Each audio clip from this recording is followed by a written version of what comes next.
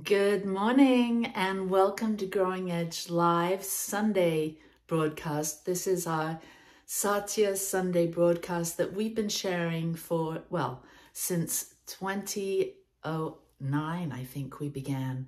And I just want to plug in my microphone here. So welcome Sunday, wherever you are. I'm here in Farmington, Utah, and excited to be here to engage in this time that every Sunday we get together and I share some spiritual downloads, uploads that I've been having, and it's such a blessing to be here today. So let's start with this song.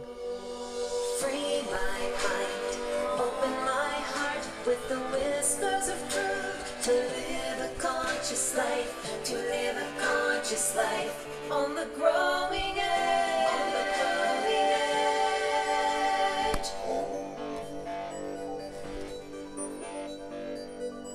Om and good morning to you wherever you are. I'm Ali Benjamin and I am broadcasting live from Farmington, Utah, and really glad to be here today. And welcome. Hi, I see Juliet and Michael, and I'd love to know where you're watching from, so drop a comment below.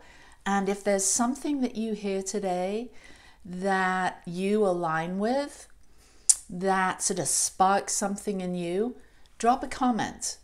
That way you'll sort of just place your thumbprint or your heart print on it, so it will maybe activate a bit more in your life. And it's always nice to get feedback and response, so it doesn't feel like I'm just sitting in this room talking to myself, which I am, which is always so weird. But anyway, I've been exploring words all year, and every week I pick a particular word to dive into and sort of weave in some spiritual principles and practices that I think will be helpful.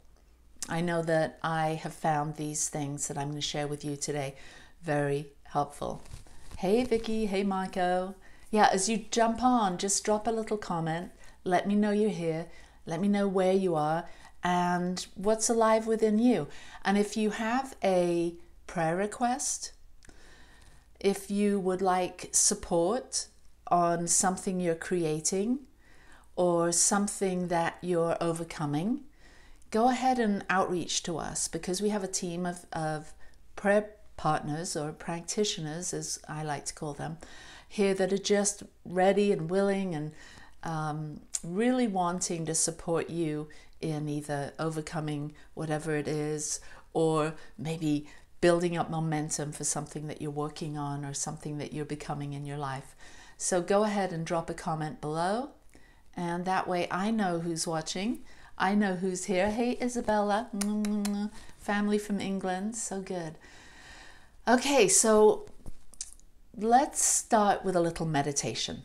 So wherever you are, whatever you're doing, just take a minute. We only have to take a few, let's say 3 minutes of simply closing the outer eyes and turning inward and becoming centered in your heart.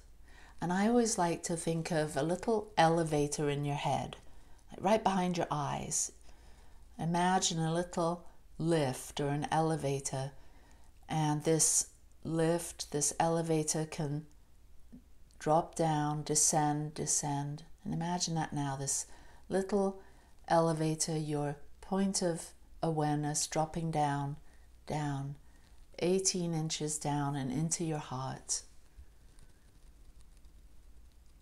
And as you settle into your heart, get a sense that there's nowhere else to be. There's nothing else to do other than simply being right where you are. Life has presented you with a gift, many gifts, but the gift of this moment of being right where you are in your physical body, in the environment you're in, with the others, the people that you're with, or maybe you're alone. But there's other things, objects, plants, animals. And just feel the all-rightness of being right where you are, with everything just as it is. One of my favorite teachers, Muji, said this: come out of the whole into the whole of your personality into the wholeness of oneness and grace and God's presence within you. And from this place of oneness and wholeness, may you be genuinely happy and experience everlasting happiness. God bless you. And feel that blessing. Feel that expanded awareness of God's presence, of the universe's presence, of this infinite wisdom that created it all. And feel that within you. And let that be your source. Let that be your touchstone as you move through your life, as you engage with people. May you know and feel and experience the wholeness of who you really are as a unique, one-of-a-kind, individualized expression of the one love, the one life, the one power. Today, this moment, life is celebrating you. And that's evidenced in you showing up, waking up this morning, opening your eyes, getting out of bed, and starting a new day.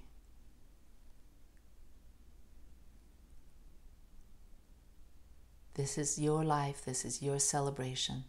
You are a unique way that love and beauty and wholeness and oneness and joy and creativity show up on this earth planet. Each of us, the eyes of the universe seeing, the ears of the universe hearing, the heart of the universe receiving. All is well. All is good. Touch your heart. Give thanks for everything and everyone, for the past, for the present, and what's to come. Blessings on it all. And open your eyes. But most importantly, it's blessings on us. We have to be able to receive our own blessing and to embrace our own wholeness and step into our true nature. And that's my word for today, is nature. And it's so easy to get up into the head and the thinking and the worrying about life and trying to manage all of the parts and the personalities and all of the appearance of lack and plenty and struggles and celebrations. It's easy to get caught up in the world around us. But those of us that want to have a deeper connection to life, a deeper connection to our own sense of self and how we relate to the outside world, how we move and flow and dance and come into harmony with everything that's going on around us, that can be quite challenging. And I think that's why many people come to a spiritual practice, is because there's some inner turmoil amidst the always ongoing ever-evolving turmoil and chaos and beauty and amazingness that life is. And so it always begins with us. And so if we can create a sense of peace and calm and joy and happiness and love within us, then time and practice show that that seems to be reflected to us in our outer experience. So we, in essence, are causing more peace and love and joy in our life experience when we have taken the time to cultivate and practice those things within us. And so I'm calling this our true nature. Our true nature is to realize these innate divine qualities that we can choose to embody. But so often we seem to forget this and we default to what humanity seems to be overcome with, which is fears and doubts and uncertainties and struggle and competition and blame and guilt and shame. When we look at the world and we turn on the news and we find ourselves in challenging times, that seems to be the norm. Humanity seems to lean towards or have a negativity bias. We're sort of programmed from our earliest days in school to think that there are problems that need to be fixed. There are grades that need to be achieved.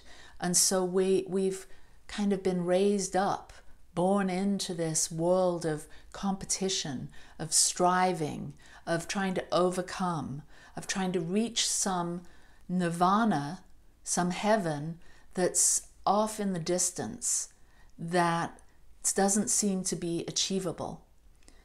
And I'm suggesting today that you think about nature, your true nature, the true nature of reality, that heaven is already at hand, that we have the ability to live in heaven, to have our natural nature, our attributes online, on board all the time. And that's our ability to love, our ability to feel, our ability to think, imagine, create. So we get to be more interested in our natural abilities to live a life of meaning and fulfillment and everlasting happiness. It's a choice. It's a choice, and it takes constant remembering. So really the spiritual teaching or charge or encouragement to wake up and to be enlightened, to live that kind of life, is simply us choosing to be in alignment with our true nature. Because within each and every one of us, there's an essence, a spark, a natural part that is whole, complete, and perfect. It is your soul. And we can tune into this, we can develop a greater awareness about this. This part of us has never been hurt. Even in the midst of great loss and trauma and pain, that this part of you, this essential part of you, has never been hurt. It's a constant, it's a steady. Now the mind, the ego, will have you think otherwise. Your ego will come up with a lot of reasons that that's not true. But if you really, really come into the center of yourself, into your heart, you know that there's a part of you, a deep, essential part of you, a soul that's never been hurt, never been confused, never been lost, never been lonely, never been poor, never experienced a sense of separation. So that's what awakening is. That's what having a close walk with the divine or a deep spiritual experience with God is all about. It's coming into union. It's transcending the world of form and bringing it in to God time, into that place of complete oneness and wholeness. That's our divine nature. That's what we have the ability to remember and stay awake to. But it takes a lot of discipline because we get sucked into the world. We get confused by other people's pain and other people's demands and requests, and that inner critic within us that has all kinds of demands on ourselves, all kinds of opinions and critiques on who we are and what we're doing and why we're doing it and why we're not doing it. And we have to learn how to be more mindful about what's actually going on and be less mindful or less interested in the jibber jabber of that ego mind that always seems to incessantly be pulling us out of our bliss zone, our creative zone, out of our feeling connected and part of this amazing one life that God is. So I've chosen the word nature, and I've chosen some ideas that I want to explore with you today to help you really remember your true nature and make it a little bit easier so that we can sort of embody or align or actualize our essential self or our soulful self. So N stands for nurture. We have to nurture the relationship we have with ourself. The relationship we have with ourself is most important. Not to the point of self-absorption or self-indulgence, but just nurture ourselves like we would a newborn baby, our best friend, an aging loved one, to really nurture our hearts. So we pay attention. How am I thinking? How am I feeling? What am I doing? Are my thoughts in alignment with who I am at my most deepest, intimate, God-realized self? Are the thoughts I'm thinking in alignment with that? Am I thinking positively? Am I using my thoughts to make decisions, powerful decisions that are moving me forward in the direction of my ideal life, who I would love to be, how I would like to experience the world? And so we start to see, as we start to nurture ourselves and tend to the one constant relationship that we're having, which is with ourselves. It's between our higher self and our essential self. I mean our ego self, our body, our mind, and our soul. We're three. We've got a thinking brain, we've got a physical body, and then we've got that ineffable spark. So we want to have all of this in alignment. The way we think, the way we act.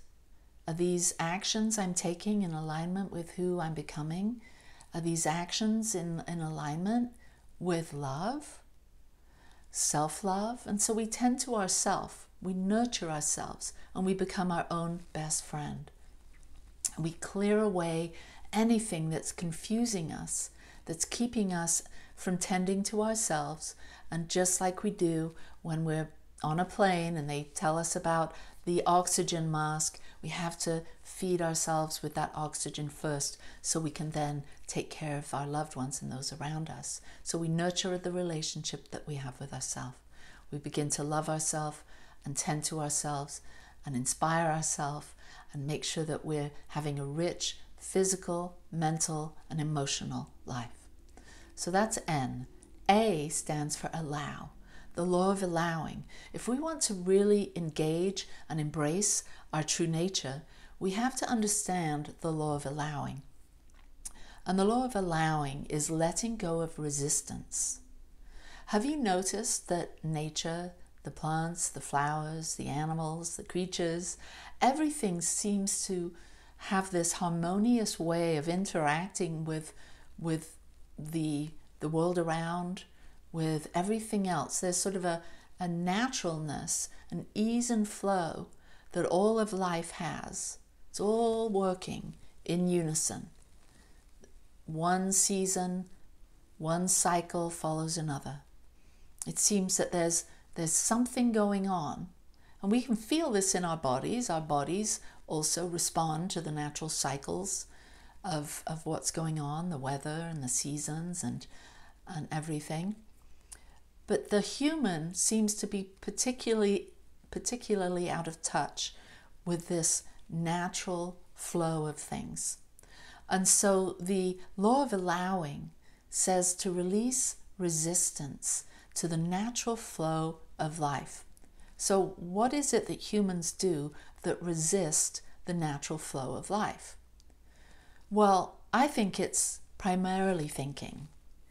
Our thoughts get in the way of just surrendering and allowing life to be life. Because when we're resisting, when we're having troubling thoughts, when we think we're not good enough, we don't have enough resources, I'm too young, I'm too old, I don't have what it takes, I'm not good enough, nobody likes me, whatever the thing is that gets in the way of us moving into the natural flow of life, the universal flow of creativity and abundance, whatever it is that's going on in the mind that's keeping us stuck. And we'll know that we're stuck because we keep on tripping up over the same kind of issues, the same kind of challenges within a relationship, the same kind of health issues, the same kind of financial issues. That's an indicator that you're stuck somewhere. There's something within you that is trying to hold on.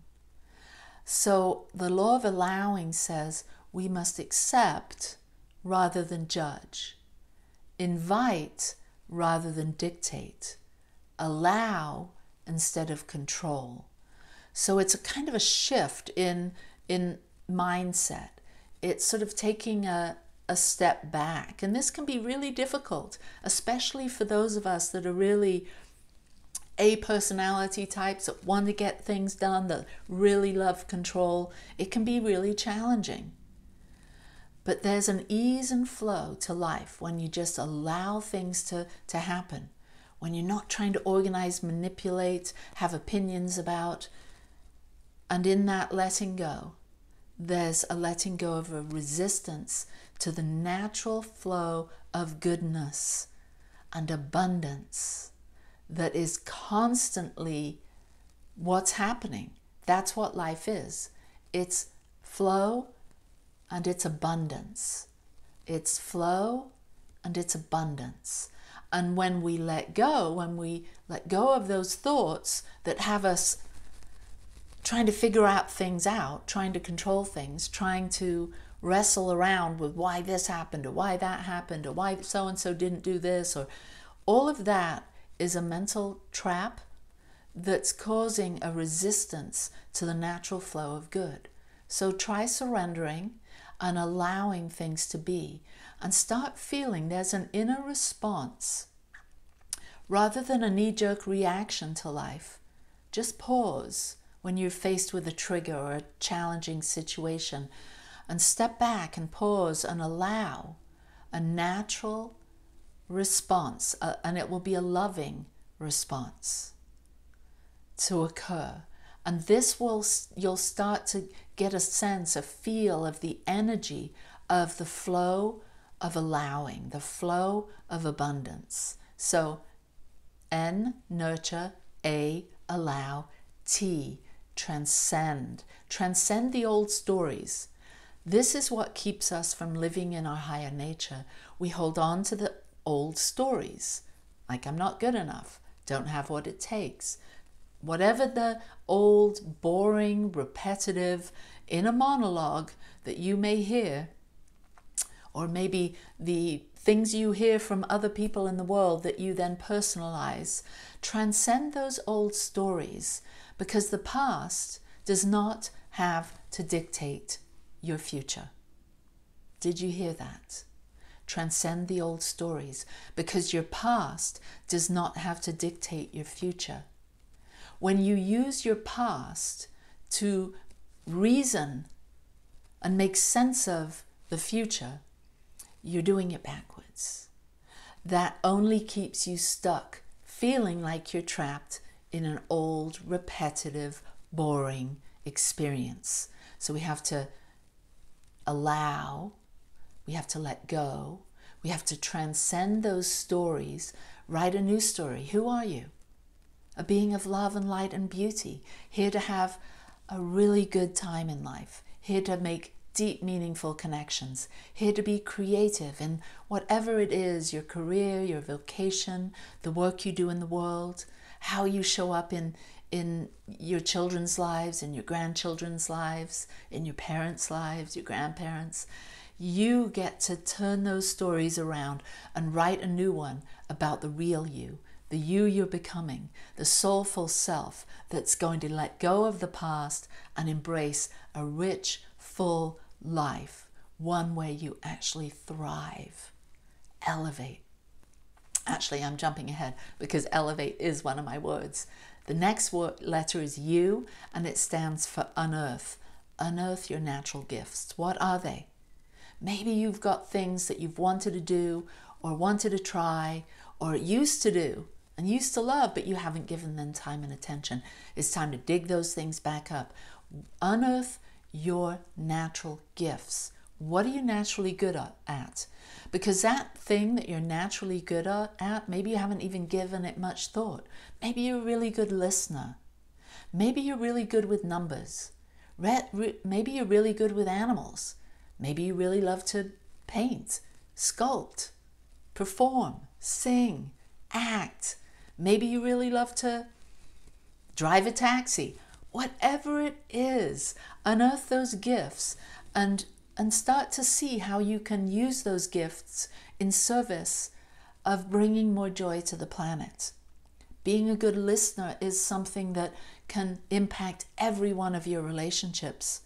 And when you acknowledge one of your natural gifts, as insignificant as it may seem to you because it's so natural, it's kind of like the nose on your face. You don't notice it because it's always there, but it's so much a part of you. Embrace those natural gifts you have.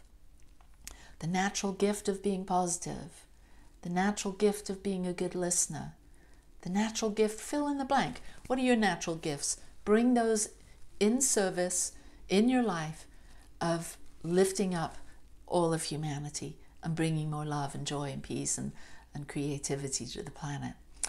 R, so N-A-T-U-R, remember who you truly are. Remember all the time that you and within you is the source of all your good. You don't have to look outside for validation, for atta-girls or atta-boys. You are enough, just as you are. You're perfect, whole, and complete, and worthy of receiving all of the universal blessings, all of God's goodness, all of the grace that's always there. Grace is life and God infusing itself into your life in spite of yourself. Remember that. Remember who you truly are. And then finally, the letter E is elevate. Elevate your frequency to what is real. So what's real? Love is real. Creativity is real. Beauty is real. Think of all the things that are timeless, real. You can hardly even explain them because they're so overarching and so a part of the fabric of this universe that's what's real. So elevate your frequency, your energy, your thinking, the things you do. Elevate all of that to what's real and what's worthy of your time and attention, and then let go of those things that aren't worthy of your time and attention. Let go of the doubts, overcome your fears, take a look at them, but let them go and move into the natural flow of your true nature, of who you are and who you're always becoming. So peace and blessings to you. Lots of love. If this message has supported you and you would like to support Satya and Growing Edge Live Sunday message, then you can go to Venmo, Satya Center, and support us there. Go to our website, satyalive.org, and we'll see you here next week Tomorrow, I'm going to be doing Growing Edge Live with Ali Benjamin on the New Thought Media Network, and my special guest is David Alt. It's going to be amazing. Tune in at 9 Pacific, 10 Mountain, 11 Central, and noon Eastern on New Thought Media Network for Growing Edge Live with Ali. So peace and blessings to you. Please contact us if you want support and help. We've got beautiful souls that are just ready, willing, and so excited to work with you and support you in realizing your dreams. Mwah. Peace and blessings. Lots of love. Bye-bye.